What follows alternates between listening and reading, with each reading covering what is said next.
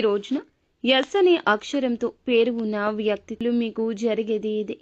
ఏదైనా ఒక్క మాట కావచ్చు ఇది. ఈ మాటలో ఎంత నిగూఢ అర్థం దాగి ఉందో తెలియాలంటే వీడియో చూడాల్సింది. ఏదైనా మంచి కోసమే చెబుతాము, సూచనగా హెచ్చరికగా మాత్రమే చెప్తాము. మిమ్మల్ని భయపెట్టి ఇబ్బంది పెట్టాలని మాకు ఏ మాత్రమూ ఉండదండి. జ్యోతిష శాస్త్రం తప్పు ఒప్పు, మంచి చెడు రెండింటినీ కలగలిసి చెప్పడం జరుగుతుంది. గోచార రీత్యా మనకి ఎలా ఉంటుందంటే, నిత్యము మన జీవితంలో గ్రహాల మార్పు జరుగుతూ ఉంటుంది.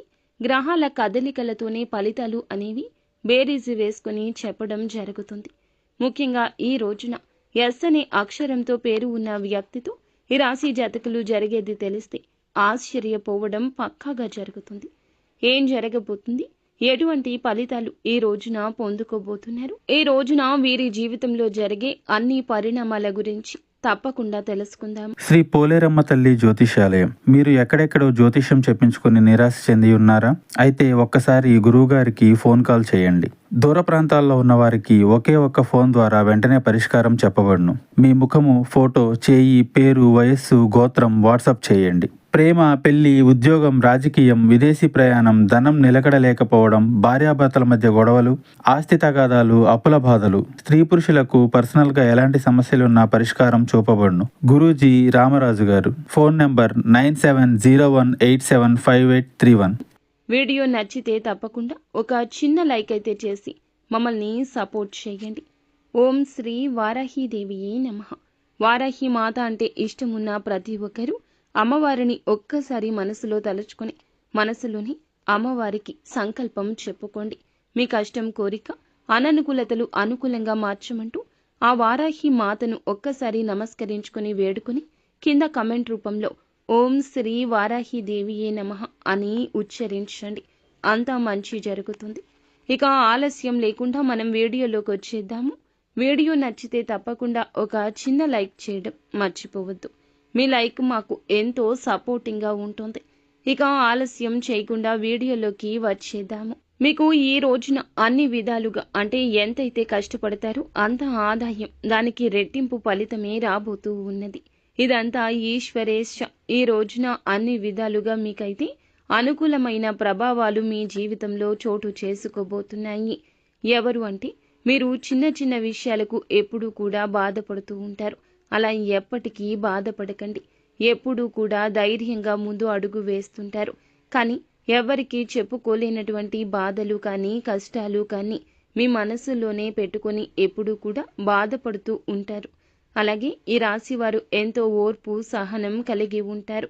ఈ యొక్క రాశివారి యొక్క మనస్తత్వం ఏ విధంగా ఉంటుందంటే, అందరూ కూడా బాగుండాలి, అందులో మేము ఉండాలి అని చెప్పి అనుకుంటూ ఉంటారు. చాలా మంచి మనస్తత్వం కలిగిన వారు. ఎంత మంచి మనసు అంటే సెన్సిటివ్గా ఉంటారు కదా. ఏదైనా ఒక కష్టం వచ్చింది అనుకోండి, చాలా బాధపడిపోతూ ఉంటారు. వీరికి వచ్చిన కష్టం కంటే ఇతరులకు వచ్చిన కష్టం వీరిని ఎక్కువగా బాధిస్తూ ఉంటుంది. ఆ కష్టం నాకే రావాల్సింది, వారికి ఎందుకు వచ్చిందా అని చెప్పి అనుకుంటూ ఉంటారు. 4 గోడల మధ్యకు వెళ్లి కుమిలిపోతారు తప్పితే కష్టాన్ని బయట పెట్టరు. ఇంత సున్నితంగా ఉంటారు. వీరి యొక్క మనస్తత్వం నలుగురిలో మాత్రం బయటకు వచ్చి ఏ బాధ లేకుండా ముఖంలో కనిపించకుండా జాగ్రత్త పడుతూ ఉంటారు. ఎందుకంటే వీరికి ఒక అంగీకారం వచ్చేస్తుంది. ఒకరికి బాధలు చెప్పుకోవడం వల్ల ఏమి ఉపయోగం ఉంటుంది? వీరికి మనం చెప్తే మనం అలసైపోతాము తప్పితే ఎటువంటి ఉపయోగం మనకు రాదు కదా అనే ఆలోచన ధోరణితో వీరి జీవితాన్ని ముందుకు నెట్టుకుంటూ వెళ్తూ ఉంటారు. ఈ రాశివారు చాలా కష్టపడతారండి.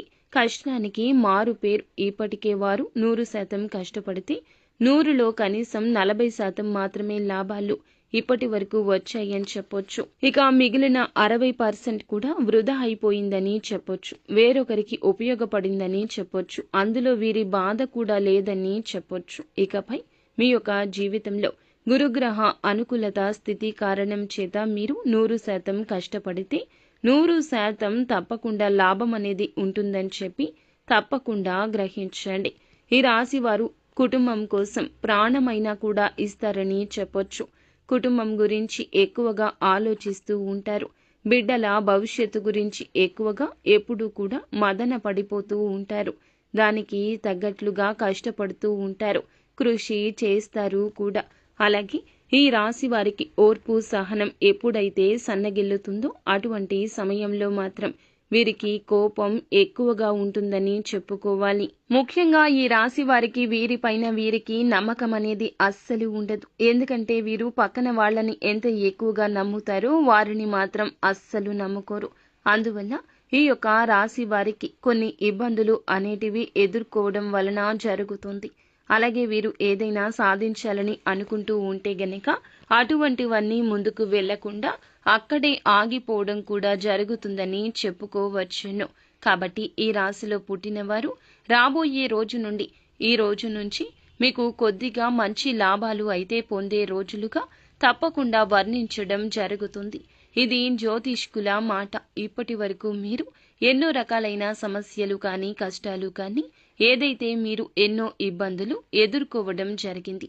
ఎన్ని ఇబ్బందులు వచ్చినా కూడా మీరు ఒక చిన్న చిరునవ్వుతో, మీకు ఉన్న ఓర్పుతో, అలాగే మీకు ఉన్న సహనంతో మీరు ముందుకు రావడం జరిగింది.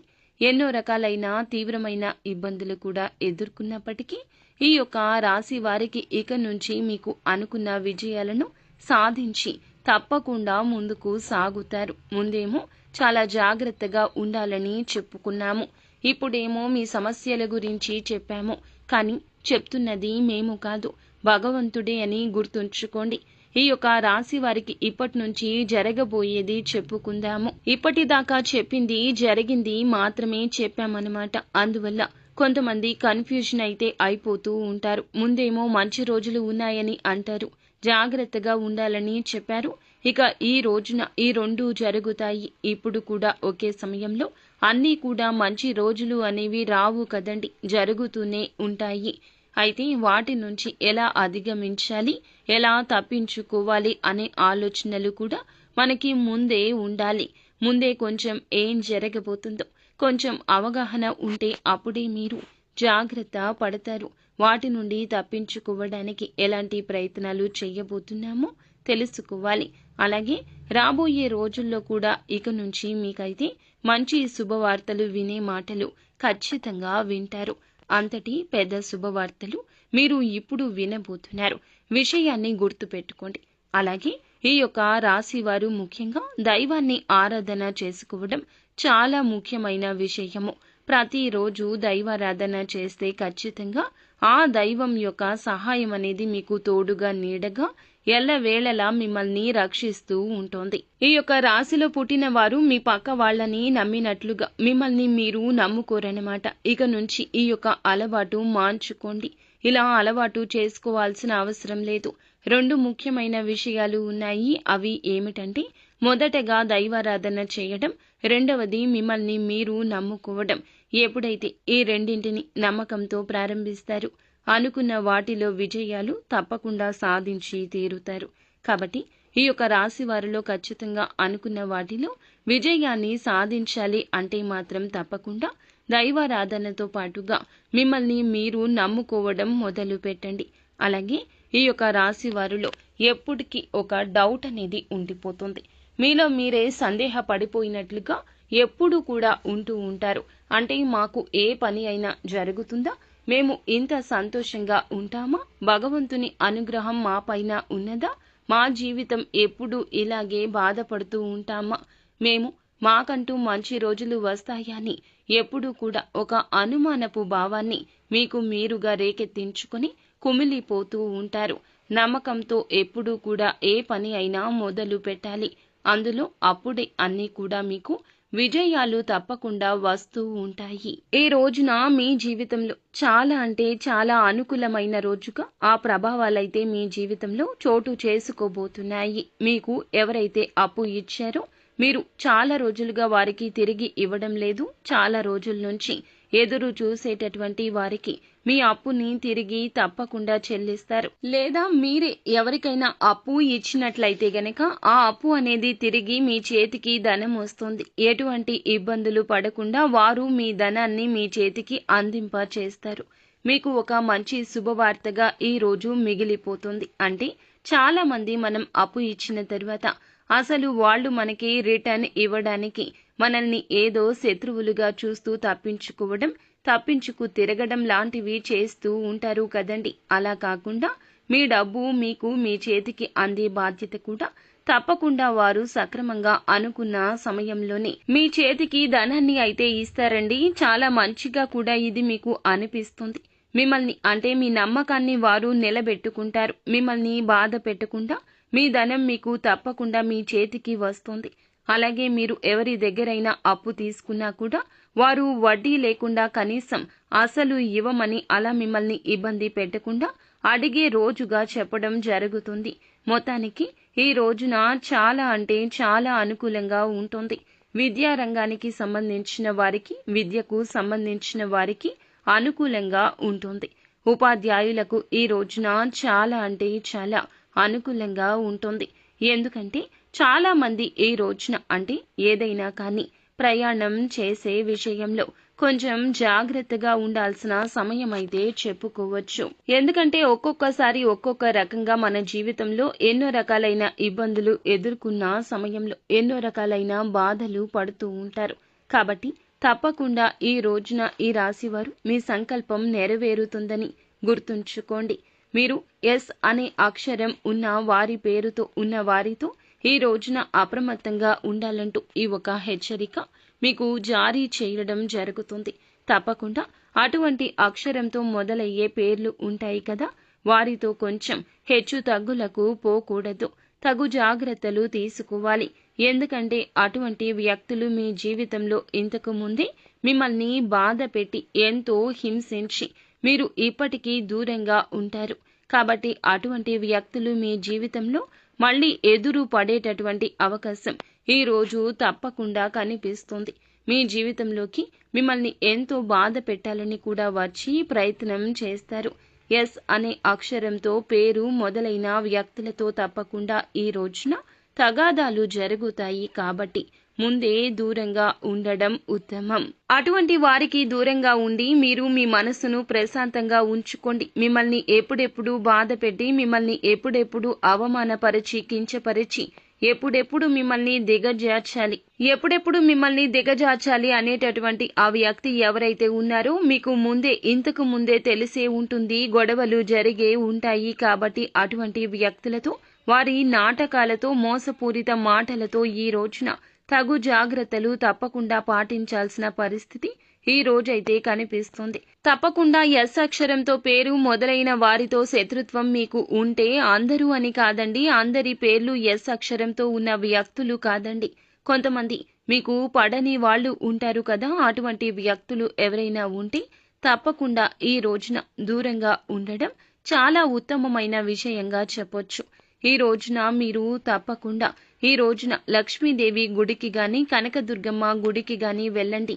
మానసిక ప్రశాంతత దక్కుతుంది. చక్కగా దీపారాధన చేసుకుని, ఇల్లంతా శుభ్రం చేసుకుని, చక్కగా తలంటూ స్నానం చేసి, ఆడవారు అయినా మగవారు అయినా కూడా ఇలా మీరు అమ్మవారి గుడికి వెళ్ళి దీపారాధన చేసుకోండి.